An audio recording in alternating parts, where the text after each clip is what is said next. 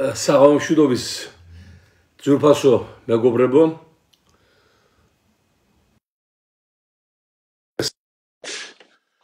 რამდენიმე საათის წინ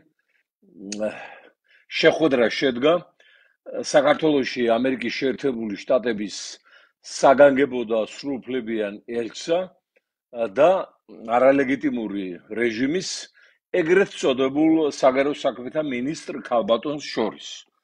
ეს ჩართვა უფრო იმიტომ გავაკეთე, რომ ჩვენი საზოგადოების გარკვეულ ნაწილს არ დაეუფლოს ნიჰილიზმი, არ გაუწყდეს გული და არ იფიქროს რაღაცა შეთქმულების თეორიების მიხედვით, რომ დამთავრდა უკვე სამყარო და სამყარო თუ არა ბრძოლის პერსპექტივა და სხვა და სხვა. პირიქით, ეჭვი არ შეგეპაროთ, მეგობრებო, რომ ამ შეხვედრაზე ამერიკის ხელისუფლების მხრიდან მთავარ მოთხოვნებად გადაეცა ამ ეგრეთ წოდებულ მინისტრ ქალბატონს ახალი არჩევნების ჩატარება, რაც ნიშნავს რეჟიმის შეცვლას და პოლიტიკური პატიმრების განთავისუფლება.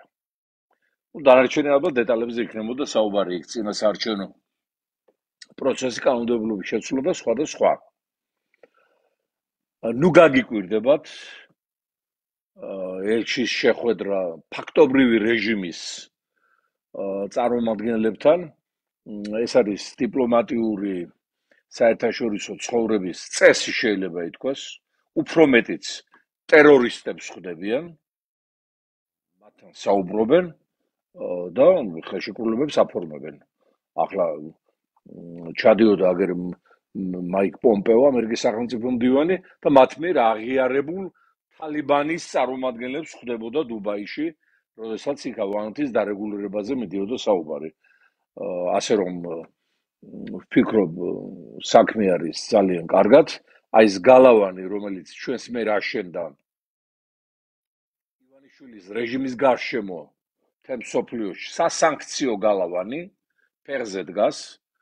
იქ ჩვენი მეგობრები ბოლომდე იბრძვიან იმისათვის, რომ დაწყებული სანქცირების პროცესი ივანიშვილის და მისი კლანის მიმართ არა მარტო გაღმავდეს, არამედ განევრცოს კიდევ სხვა შრეებზე.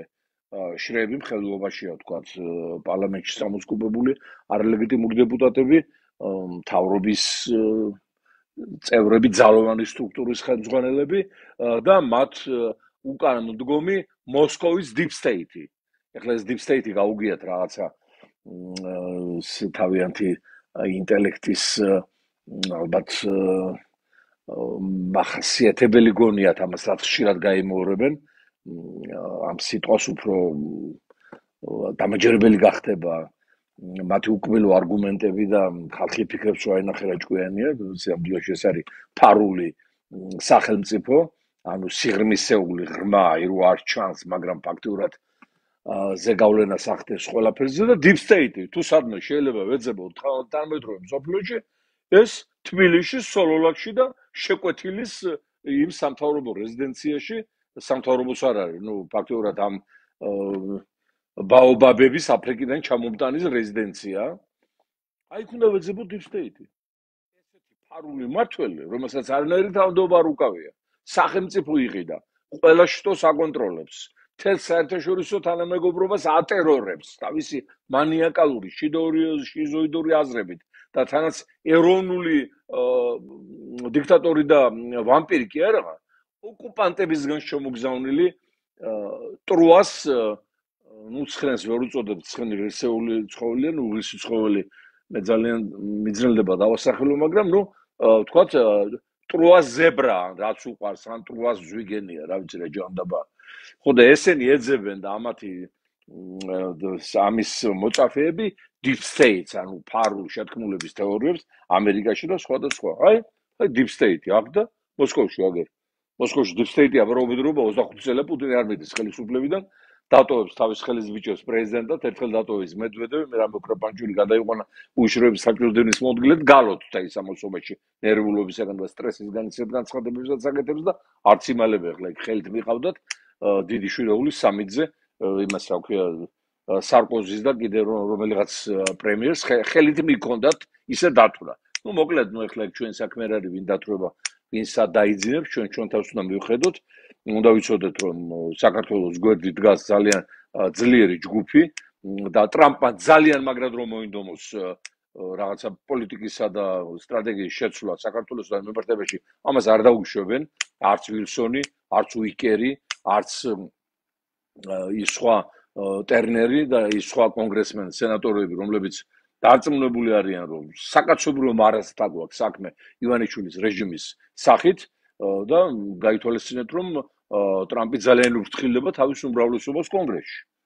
და ალბათ ისიც კარგად მოგეხსენებათ, რომ ორი დეპუტატი თუ გავიდა რესპუბლიკური პარტიიდან კონგრესის უმრავლესობა მსხვერპლობაში, ტრამპს უკვე აღარ შეეძლება გადაწყვეტილებების მიღება და იმ წუთში აუგორებენ იმპიჩმენტს დემოკრატები. ეს ტექსტი უკვე მზად აქვს ჩვენს მეგობარ კოენს.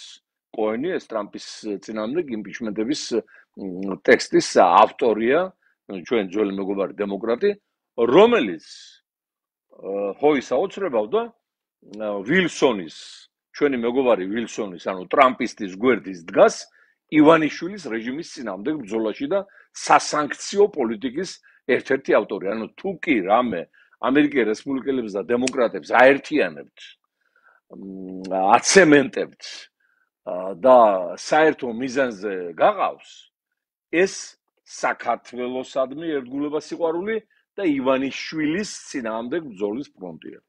ამდენად ძალიან კარგია, რომ ეს შეხვედრა შედგა დღეს, არავითარი პანიკა საჭირო არ არის, ამერიკის საჩუქრ ვიმეორებ გადასცა ამ რეჟიმის უაზრო წარმომადგენლებს მოთხოვნა ვაშინგტონის, რაც მდგომარეობს ახალ არჩევნებში, ახალ დემოკრატიულ არჩევნებში, პოლიტპატიმრობის განთავისუფლებაში და რაც ხშირად შედგება ასეთი შეხვედრები, მით უკეთესია ჩვენი ქვეყნისა და ჩვენი მომავლისათვის. ასე რომ არაფერზე არ ინერვიულობთ, ყველაფერი მიდის ისე როგორც ეს საქართველოს ისტორიას წაადგება და შეეფერება. წარმატებებს.